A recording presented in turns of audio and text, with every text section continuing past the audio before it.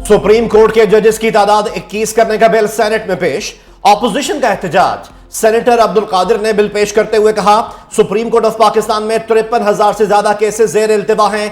Case आने में 2-2 साल लग जाते हैं, लार्जर बेंच बन जाते हैं और जजेस आईनी मामला देखते हैं। मुकदमात की भरमार है और जजेस कम हैं। ऑपोजिशन की बिल की मुखालफत, ऐवान में नारेबाजी। वफाकी वजीर कानून आजम नजीर तारा ने जवाब दिया कि हम हर चीज को सियासी बना देते हैं। जजेस की तादाद बढ़ने से तहरीक इंसाफ के हक पर कब्जा नहीं होगा। पेशावर हाई कोर्ट ने 10 जजेस का इजाफा मांगा है, वहां पीटीआई की हुकूमत है, वो जजेस उन्हें दे रहे हैं। चेयरमैन सेनेट ने बिल मुताल्लिका कमेटी को भेज दिया। बड़ी अच्छी बात है कि कानून साजी हो, पब्लिक ऑर्डर की बात हो, लेकिन हम जाके अगर एक स्पेसिफिक वजह से एक स्पेसिफिक पॉलिटिकल पार्टी को नुकसान पहुंचाने के लिए हम कानून साजी करने जा रहे हैं, तो मेरी नज़र में ये मेलाफाइडे है, ये बदनीयती समझी जाएगी पार्लियामेंट की, तो इसको हम अपोज करते हैं।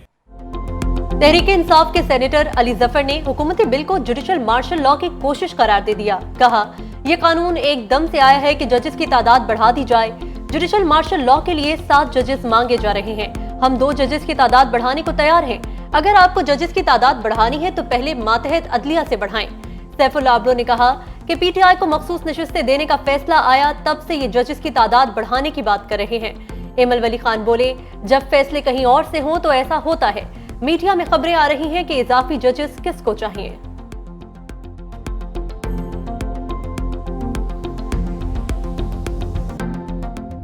साहब से जब मेरी और अटॉर्नी जनरल साहब की मुलाकात हुई थी तो उन्होंने बिल्कुल साफ अल्फाज में कह दिया था कि वो किसी किस्म की तोसी में इंटरेस्टेड नहीं है। मेरे ख्याल में अब इस पे बार बार बात करना गैर मुनासिब है। मैं बड़ी क्लैरिटी से ये बात कर रहा हूँ।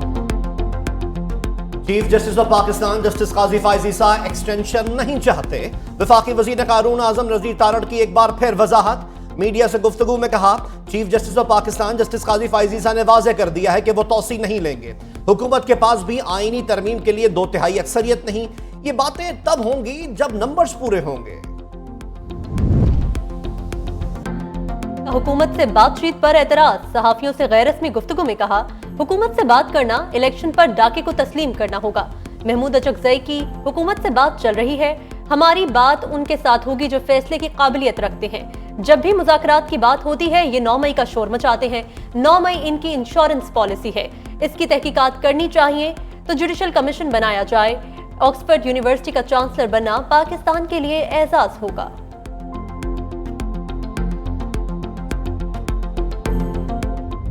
रऊफ हसन साहब जो है वो तरले और मिन्नत कर रहे हैं, आज जोड़े हैं कि एनआरओ दे दो। रोजाना जो है बानी पीटीआई अंदर से कह रहा है कि फौज के साथ मुज़ाकरात करने हैं। ये फौज के साथ ये मुज़ाकरात करेंगे? मेरा भाई है, वो इनको रिप्रेजेंट करेंगे। महमूद खान अचकजई साहब जो हैं कि जो पार्टी जो है सियासी पार्टियों के साथ मुज़ाकरात करना नहीं चाहती, वो मुज़ाकरात एस्टेब्लिशमेंट के साथ करना चाहते हैं, तो उनका क्या जो है मौक़िफ़ होगा? वजीर दिफा की बानी पीटीआई के बयान पर लफ्जी बमबारी। कौमी असम्बली में खिताब करते हुए ख्वाजा मोहम्मद आसिफ बोले, पहले ये फैसला कर लें कि मुज़ाकरात करने किससे हैं। ये जिससे मुज़ाकरात चाहते हैं कर लें, हमें मसला नहीं। इस वक्त रऊफ हसन एनआरओ के लिए तरले मिन्नतें कर रहे हैं। ये भूल जाते हैं शुजा रहा ना फैज, अब तो बाजवा भी नहीं। ये बेचैनी से एनआरओ की कोशिश कर रहे हैं। जब तक 9 मई का हिसाब नहीं होगा किसी किस्म के मुज़ाकरात नहीं होंगे। बल्लेबाज दगाबाज, पुरानी हरकतों से ना आए बाज। कौमी टीम पर व्हाइट वॉश के बादल गहरे। बांग्लादेश के बॉलर्स ने तारीखी कामयाबी का रास्ता हमवार कर दिया। शाहीनों के गिर्द शिकस्त का जाल बुन दिया। दूसरे टेस्ट के चौथे रोज विकेटों की झड़ी। पूरी कौमी टीम 172 रन पर ढेर। बांग्लादेश को 185 रन का आसान हदफ मिल गया। सलमान अली आगा 47 रन के साथ not out. Mohammad Rizwan 43 run बनाकर पवेलियन लौटे। दूसरा कोई बल्लेबाज जमकर न खेल सका। बांग्लादेश ने बगैर नुकसान के 42 रन बना लिए। मैच में काले बादलों की एंट्री। चौथे रोज का खेल जल्द खत्म।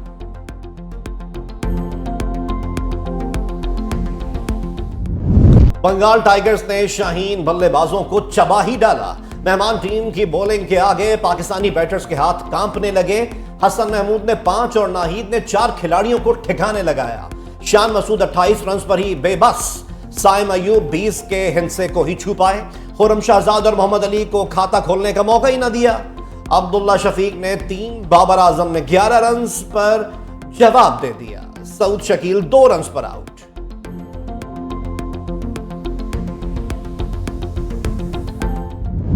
बाहर निकलती गेंद पर आउट होना कोई शाहीनों से सीखे।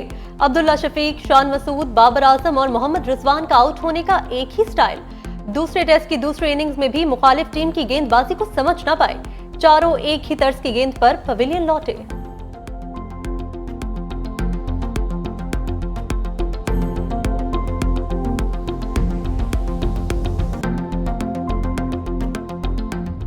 महंगाई हकीकत में कुछ और कागजों में कुछ और। इदारा शुमारियात का अगस्त में शरह सिंगल डिजिट में आने का दावा। बहाना बुनियादों पर 9.6% रिकॉर्ड। शहरी इलाकों में महंगाई 11.7% रही। देही इलाकों में शरह 6.7% रिकॉर्ड। अवाम ने हुकूमती आदादो शुमार को झूठ का पुलंदा करार दे दिया। एक तो बिजली के बिल हर महीने में ज़्यादा आ जाते हैं, उसके बाद आपको पता है ये आटा, चीनी, दालें, तो सर ये तो महंगाई तो बहुत ही ज़्यादा है सर। कोई महंगाई कम नहीं हुई है जी। खर्चे सबसे मेन चीज़ है, बिल पूरे होंगे तो कोई खाएंगे ना, बिल ही नहीं पूरे हो रहे। हमें तो कहीं महंगाई का जो है ना कमी नज़र नहीं आ रही है। हर जगह में रेट डबल ही है। कमी शमी कुछ भी नहीं है। गरीब पिसता जा रहा है, गरीब से गरीब तर हो रहा है और अमीर से तर हो रहा है। डॉक्टर कैसर बंगाली ने हुकूमती मुआशी पॉलिसी का कच्चा चिट्ठा खोल दिया। प्रेस कॉन्फ्रेंस में कहा कि सरकार की शाखखर्चियां खत्म नहीं हो रही।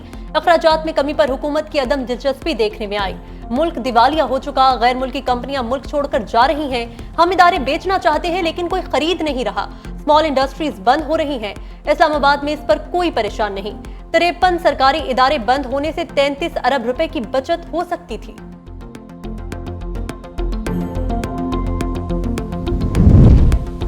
रिलीफ के दावेदारों ने ही सितम ढा दिया। नून लीग की हुकूमत कैपेसिटी पेमेंट्स में इजाफे की जिम्मेदार निकली। रिपोर्ट के मुताबिक 2017 में नई आईपीपीज आने के बाद कैपेसिटी पेमेंट्स में 2142 अरब रुपए का इजाफा हुआ। रिपोर्ट के मुताबिक 2017 से पहले कैपेसिटी पेमेंट्स का हजम 384 अरब रुपए था। गुज़िश्ता 10 साल में आईपीपीज को 1300 अरब रुपए की इजाफी अदायगियों का भी इंकशाफ।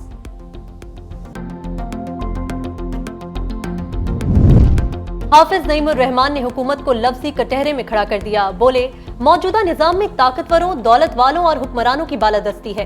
यहाँ लोग ताकत के बलबूते और फॉर्म 47 पर मुसल्लत होते हैं। आईपीपीज को सब मुआफ है, जबकि तनख्वाहदार तबके पर टैक्स लगा दिया गया।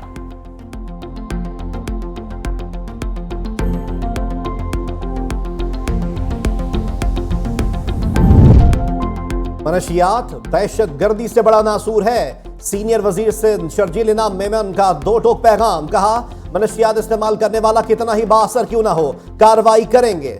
मनशियात के इस्तेमाल की इत्तला जहां से मिलेगी छापा मारेंगे। जराइम की शरह कम होने से कराची में अमन व अमान की सूरत हाल में बेहतरी आई है। नौजवानों के लिए IT प्रोग्राम शुरू कर दिया। सिंध हुकूमत 2 लाख खानदानों को मुफ्त सोलर सिस्टम दे रही है।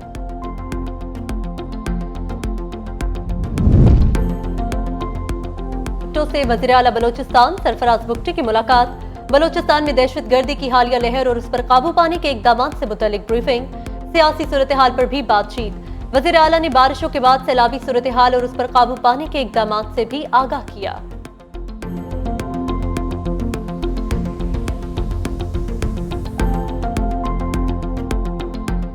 बारिश और सैलाबी रेले के सामने हर शय तहस नहस। बलोचिस्तान में 24 घंटे में मजीद 2 अफराद की जानें चली गईं। बारिशों के बायस हादसात में मरने वालों की तादाद 31 हो गई।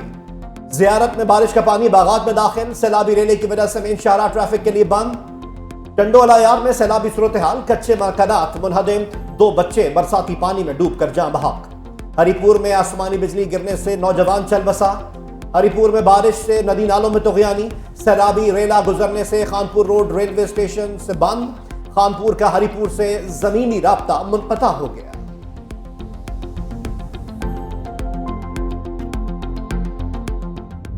मॉनसून बादलों के नए दस्तों ने पोजीशन संभाल ली। लाहौर समेत पंजाब के कई शहरों में बारिश। गुजरावाला और अटक में भी बादल बरसे। इस्लामाबाद में बूंदाबांदी से मौसम खुशगवार। खैबर पख्तूनख्वा में भी झड़ी। स्वाबी, एबटाबाद और कोहाट में तेज हवाओं के साथ बारिश।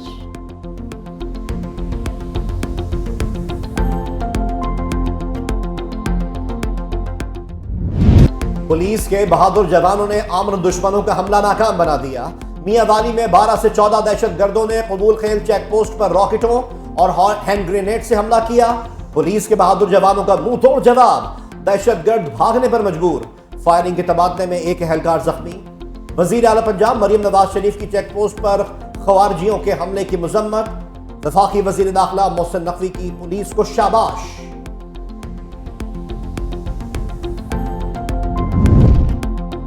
पुरानी दुश्मनी ने एक और जान ले ली। लाहौर में तीफी भट्ट के बहनोई जावेद भट्ट का दिन दिहाड़े कत्ल। केनाल रोड पर नामालूम मोटरसाइकिल सवारों ने गाड़ी पर अंधाधुंध फायरिंग कर दी। मकतूल की बीवी भी जख्मी। पुलिस के मुताबिक गाड़ी में जावेद भट्ट की बेटी महफूज रही। पुलिस को जाए वकुआ से फुटेज न मिल सकी। सेफ सिटी कैमरा भी खराब निकला।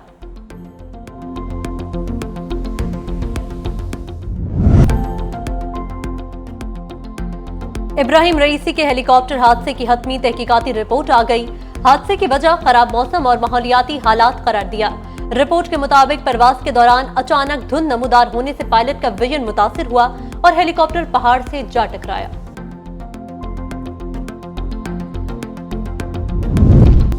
भारत में मुस्लिम तासुब निसाबी किताबों तक जा पहुंचा।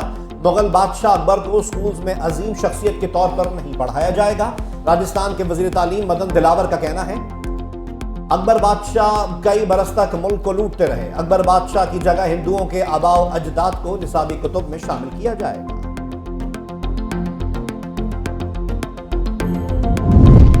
इराक में 27 साल बाद मर्दमशुमारी होगी। हुकूमत का नवंबर में खाना शुमारी के दौरान 2 दिन कर्फ्यू नाफिज करने का फैसला।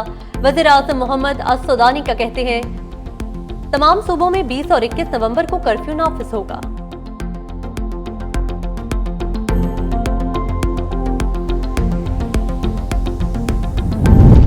जरूरी था कि ये गीत ढेरों मोहब्बतें समेटे। राहत फतेह अली खान के सुपरहिट गाने मोहब्बत भी जरूरी थी को 10 साल मुकम्मल। गीत ने मकबूलियत के तमाम रिकॉर्ड्स तोड़ दिए।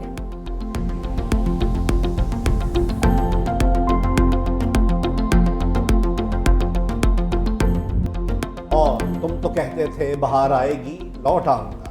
अनमोल गीतों के खालिक अहमद राही को मद्दाहों से पिछड़े 22 साल बीत गए। 200 से ज्यादा उर्दू और पंजाबी फिल्मों के लिए के करीब नगमे तख्लीक की।